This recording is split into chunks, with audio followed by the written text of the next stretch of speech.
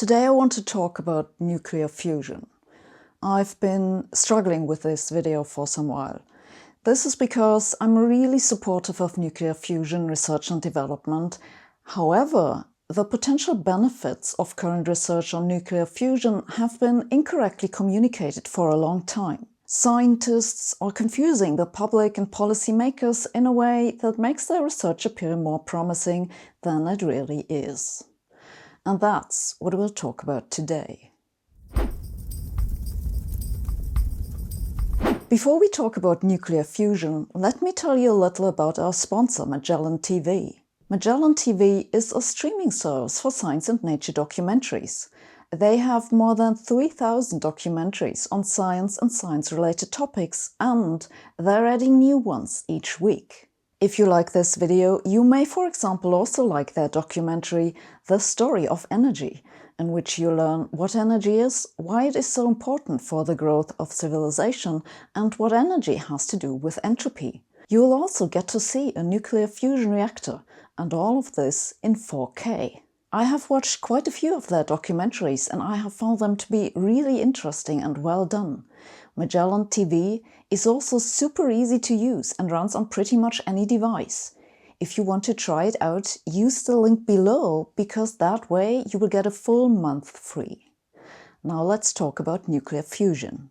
There's a lot to say about nuclear fusion, but today I want to focus on its most important aspect: how much energy goes into a fusion reactor and how much comes out.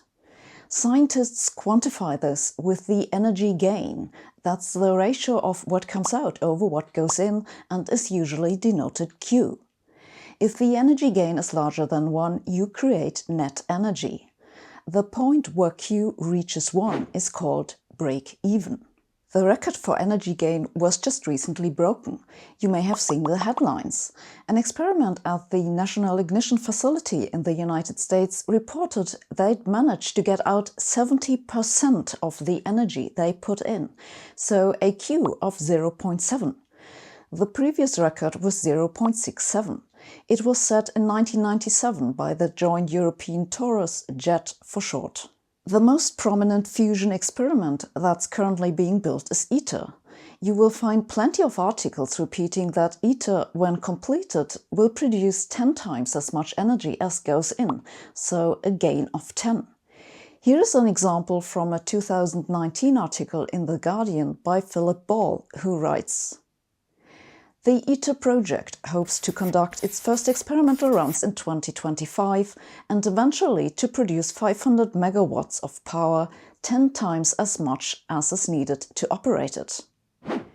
Here is another example from Science magazine, where you can read: "ITER is predicted to produce at least 500 megawatts of power from a 50 megawatt input."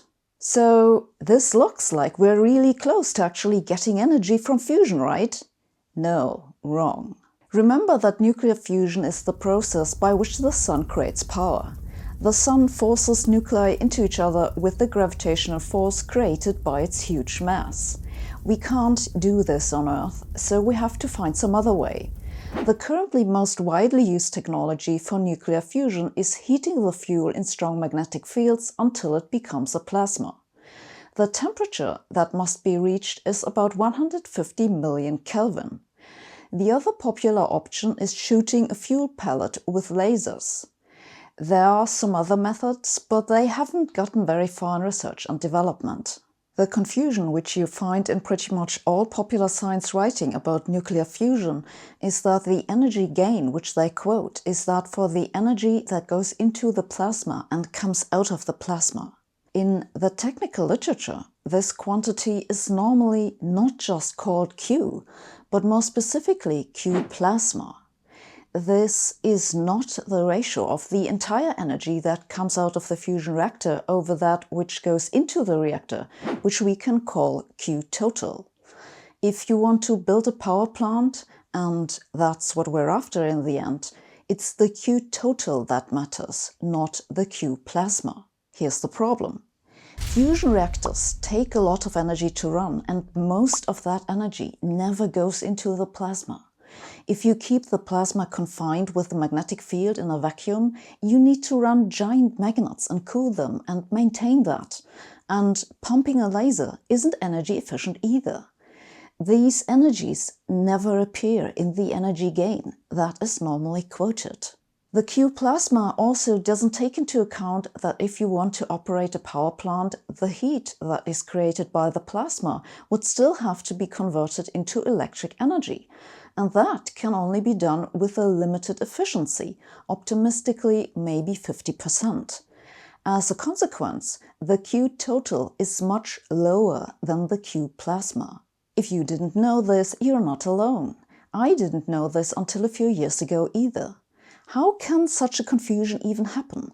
I mean, this isn't rocket science. The total energy that goes into the reactor is more than the energy that goes into the plasma. And yet, science writers and journalists constantly get this wrong. They get the most basic fact wrong on a matter that affects tens of billions of research funding. It's not like we're the first to point out that this is a problem. I want to read you some words from a 1988 report from the European Parliament, more specifically from the Committee for Scientific and Technological Options Assessment. They were tasked with establishing criteria for the assessment of European fusion research. In 1988, they already warned explicitly of this very misunderstanding. The use of the term break-even as defining the present program to achieve an energy balance in the hydrogen-deuterium plasma reaction is open to misunderstanding. In our view, break-even should be used as descriptive of the stage when there is an energy break-even in the system as a whole. It is this achievement which will open the way for fusion power to be used for electricity generation. They then point out the risk. In our view, the correct scientific criterion must dominate the program from the earliest stages.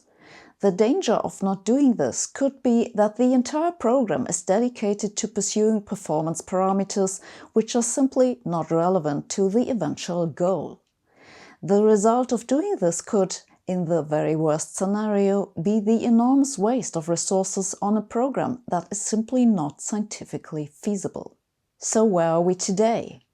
Well, we're spending lots of money on increasing Q plasma instead of increasing the relevant quantity Q total.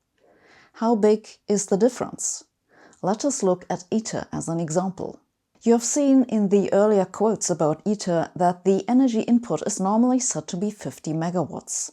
But according to the head of the electrical engineering division of the ITER project, Ivone Benefatto, ITER will consume about 440 megawatts while it produces fusion power. That gives us an estimate for the total energy that goes in. Though that is misleading already, because 120 of those 440 megawatts are consumed whether or not there's any plasma in the reactor. So using this number assumes the thing would be running permanently. But okay, let's leave this aside. The plan is that ITER will generate 500 megawatts of fusion power in heat. If we assume a 50% efficiency for converting this heat into electricity, ITER will produce about 250 megawatts of electric power.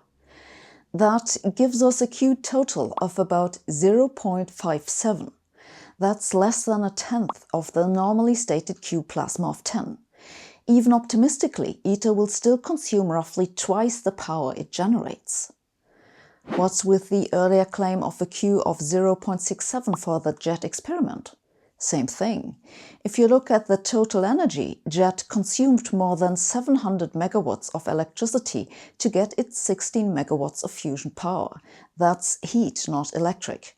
So if you again assume 50% efficiency in the heat to electricity conversion, you get a Q total of about 0.01 and not the claimed 0.67. And those recent headlines about the NIF success? Same thing again. It's the Q plasma that is 0.7. That's calculated with the energy that the laser delivers to the plasma. But how much energy do you need to fire the laser? I don't know for sure, but NIF is a fairly old facility, so a rough estimate would be 100 times as much. If they'd upgrade their lasers, maybe 10 times as much. Either way, the Q total for this experiment is almost certainly well below 0.1. Of course, the people who work on this, some of them physicists, some of them human, know this distinction perfectly well. But I can't shake off the feeling they quite like the confusion between the two Qs.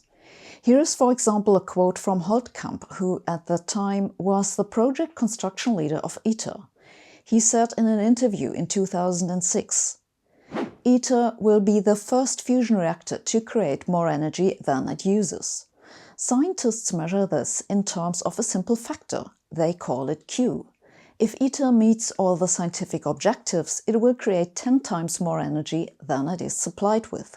Here is Nick Wharton from JET in a TED Talk referring to ITER.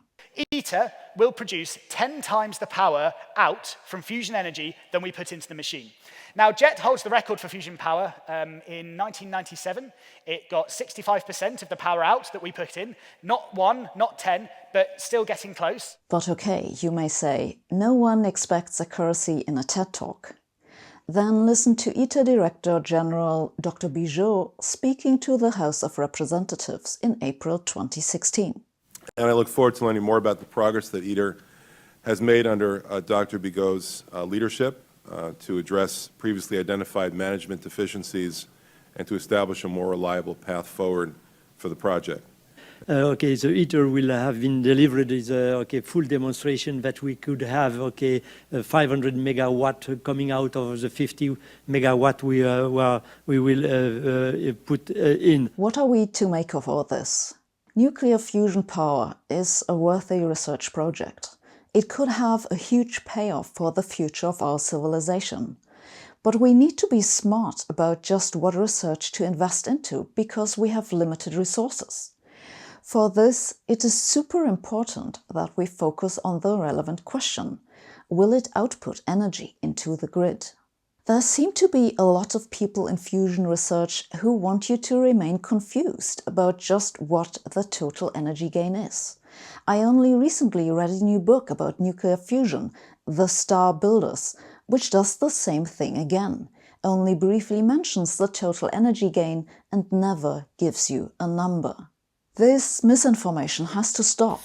If you come across any popular science article or interview or video that does not clearly spell out what the total energy gain is, please call them out on it. Thanks for watching. See you next week.